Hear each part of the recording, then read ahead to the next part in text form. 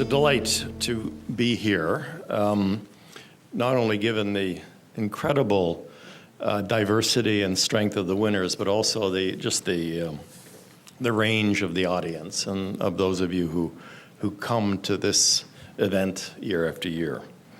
100 years ago today, in 1918, the First World War was coming to an end. There must have been considerable relief. But few people knew then what the world would eventually learn. It was supposed to be the war that would end all wars, but instead forces were being unleashed that would plunge the rest of the 20th century into turmoil. History may very well be repeating itself.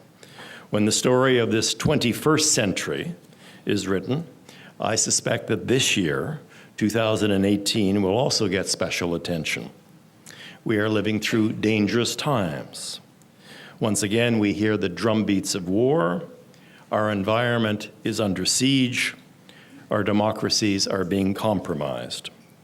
There are events taking shape that will not only affect us all in the immediate present, they will likely define how the rest of this century evolves. So yes, this is profoundly serious, but what can we learn from it? In recent months, we certainly have learned that we can't rely on self-serving politicians to figure a way out. Instead, we need to count on the cherished bulwarks of our society, institutions like a free press and an independent judiciary, people like journalists and judges. And that's where the Sydney Hillman Foundation comes in. It honors investigative reporting that draws attention to social injustice, and it looks for journalism that holds governments and political leaders to account. For those of us who privileged to judge the Hillman Prize, this has been an incredible year. So many smart, passionate, gutsy projects that have grabbed public attention and changed public policy. And some, notably, have come from new media organizations, new journalists, and new voices engaged in the noble mission of helping Canadians understand the often hidden forces that shape our lives. A classic example in the past year was Vice News, with its brilliant week-long multimedia series titled Canada's Indigenous Water Crisis. In our view, it clearly warrants an honourable mention for outstanding journalism. There are many unique aspects to this project, but two stand out. First, it was a tough-minded example of accountability. In a Vice town hall in 2015, Justin Trudeau promised to clean tap water to all First Nations reserves across Canada within 5 years.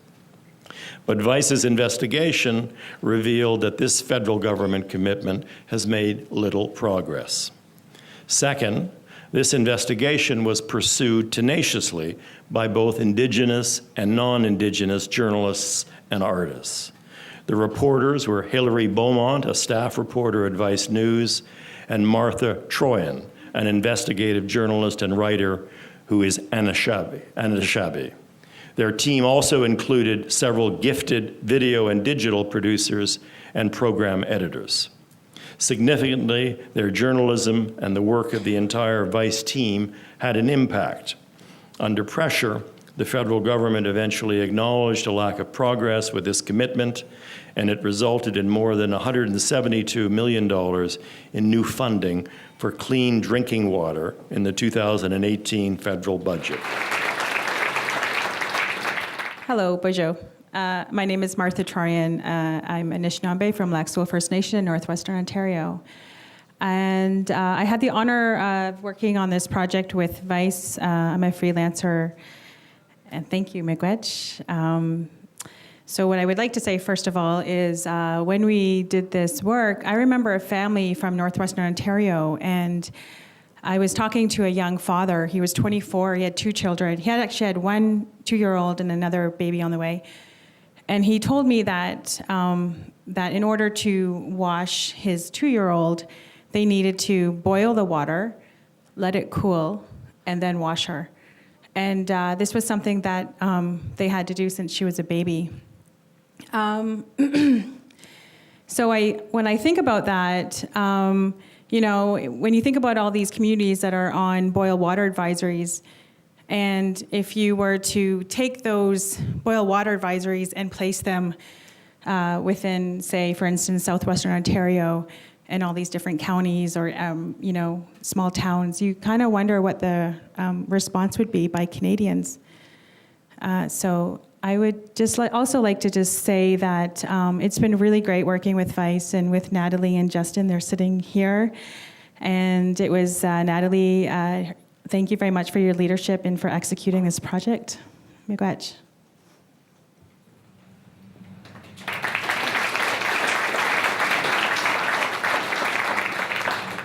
So I just want to thank our team and Martha as well for all your hard work on this project. It was really amazing working closely with you, and it's the first time that we're meeting today, actually.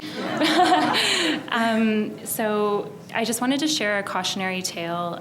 You're going to be hearing a lot from Trudeau's government leading up to the 2019 election. You're going to be hearing, we've made such huge progress on the water commitment. Here's how much the needle has moved. They told us that too, and we fact-checked it and found that they really hadn't made much progress at all. So I guess the story I want to share with you is a water plant manager in northwestern Ontario, where the heart of the water crisis is happening right now. A lot of the reporting that Martha and I did was just talking on the phone to water managers, and he had been working for more than 30 years in the heart of this crisis, and he did confirm that, yes, as a result of a Conservative government commitment of $12 million, yes, they had a brand new working water treatment plant. The water was clean now. Everything's good. Everybody's happy. It's great. It's a welcome relief, he said. But at the same time, the whole system was leaking. It was full of leaks. He couldn't get a contractor up there to fix the leaks, to find where it was leaking. He said, I'm desperate. I want this done before winter. I should only be using 10 cubic meters of water per day, and I'm over 100. Those are big leaks. Because he had been working there for so long, he said, you really can't credit one government with fixing this issue. It took ages to get that one water treatment plant. It took years to get that. Justin's reporting found that there's just massive problems with getting funding to these First Nations. There's really a lack of commitment. And to Martha's point, he said, if it were a municipality, it would be an uproar. There's no way people would stand for it. Quote, it's stupid, it's neglectful. So I just wanted to share that so that next time Trudeau says, hey, we made a huge progress on this, you're going to hear that. Please be skeptical of that. We're going to keep fact-checking him, and I hope other journalists will join us too. Thank you.